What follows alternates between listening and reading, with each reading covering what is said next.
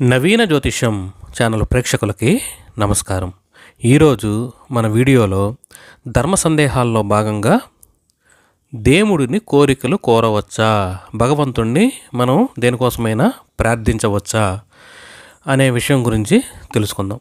ఈ వీడియోని పూర్తిగా వినండి. మధ్యలో విని సగం వరకే విని మళ్ళీ దాని మీద కంక్లూజన్ అనేది తీసుకోకండి అనేది ఒక చిన్న మనవి. డైరెక్ట్గా ఈ పాయింట్కి సమాధానం చెప్పాలంటే దేవుడిని కోరికలు కోరుకోవచ్చు, దీంట్లో ఎటువంటి ఇబ్బంది లేదు. అయితే కోరికలు లేని స్థితికి వెళ్ళటం మంచిదే. ఆ స్థితిలో ఉన్నవాళ్ళు పీఠాధిపతులు, సన్యాసులు, మఠాధిపతులు, మెడిటేషన్ చేసేటటువంటి మీడియేటర్లు, వీళ్ళందరూ ఏంటంటే ఆ స్థితి కోసం ప్రయత్నం చేస్తూ ఉంటారు. వాళ్ళు ఆ స్థితిలో ఉంటారు. ఇప్పుడు సన్యాసులు అనుకోండి, వాళ్ళకి ఫ్యామిలీ అనేది ఉండదు.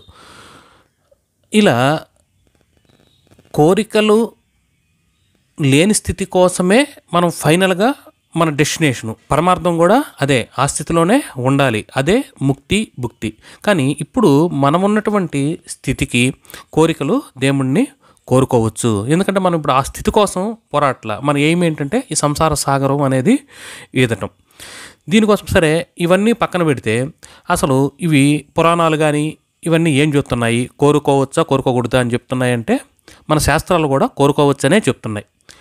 ఆ కోరికల కోసంగానే మనం హోమాలు ఇవన్నీ చేస్తున్నాం కదా. ఇప్పుడు ఎగ్జాంపుల్గా మనం చెప్పుకుంటే ఆటంకాలు ఏమీ ఉండకూడదు, విఘ్నాలన్నీ తొలగాలని విఘ్నేశ్వర హోమం, మానసిక ప్రశాంతత కోసం మేధో దక్షిణామూర్తి హోమం, జాతక దోష పరిహారాల కోసం నవగ్రహ హోమం. అంటే ఇవన్నీ ఏంటి? ఇవన్నీ హోమాలు, ఈ హోమ మంత్రాలు ఇవన్నీ ఎక్కడి నుంచి వచ్చాయి అంటే ఒక ఫలితాన్ని ఆశించి దానికోసంగా మనం చేసేటటువంటి కర్మల్లో భాగంగా ఇది చండీ హోమాలు కానీ, అంటే అందరూ శాంతియుతంగా ఉండాలని ఇలా ఈ కోరికలతో ముడిపడినటువంటివే కదా ఇవి హోమాలు కానీ ఇంకోటి కానీ ఇవన్నీ చేసేది. అందువల్ల దేవుడు భగవంతుడు అంటే ఎవరు? మన తండ్రి, మన తల్లిదండ్రుల్ని పిల్లలు కోరటం అనేది సహజం. అది వాళ్ళకి ఫుల్ఫిల్ కావచ్చు, ఫుల్ఫిల్ కాకపోవచ్చు. అంటే నేను మా నాన్నగారిని ఏమైనా అడిగితే ఆయన నాకు అది కొనియవచ్చు, కొనించకపోవచ్చు. అది నాకు మంచి జరుగుతుంది అంటే కొనిస్తారు. అయితే ఒక కోరిక కోరటమే కాదు, దానికోసంగా మనం కష్టపడాలి.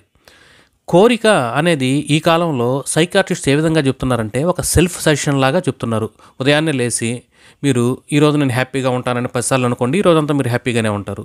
మీకు ధనం కావాలని అనుకుంటూ ఉండండి, సెల్ఫ్ సజెషన్స్ ఇచ్చుకుంటూ ఉండండి, మీకు అది ఆటోమేటిక్గా వచ్చేస్తుంది అని ఈ విధంగా ఆధునిక శాస్త్రవేత్తలు, సైకాట్రిస్ట్ వీళ్ళు కూడా చెప్తూ ఉన్నారు. అంటే ఈ కోరికలు అనేది, ఈ ప్రార్థన అనేటటువంటిది, ఈ భగవంతుని దగ్గర మనం పెట్టేటటువంటిది, ఇవన్నీ కూడా ఒక సెల్ఫ్ సజెషన్ లాగా మనం పదే తలుచుకుంటాం. దేవుడికి పెట్టేటప్పుడు, గుడికి వెళ్ళినప్పుడు, లేకపోతే మన మనసులో అప్పుడప్పుడు ఇది వస్తే బాగుంటుందని కోరిక బలీయంగా పెరిగి అది కార్యరూపం దాల్చేదానికి, రియాలిటీకి వచ్చేదానికి చాలా వరకు పనిచేస్తుంది. అందువల్ల కోరికని మీరు కోరుకోవటం మంచిదే అనేది ఇది నా పర్సనల్ ఒపీనియన్.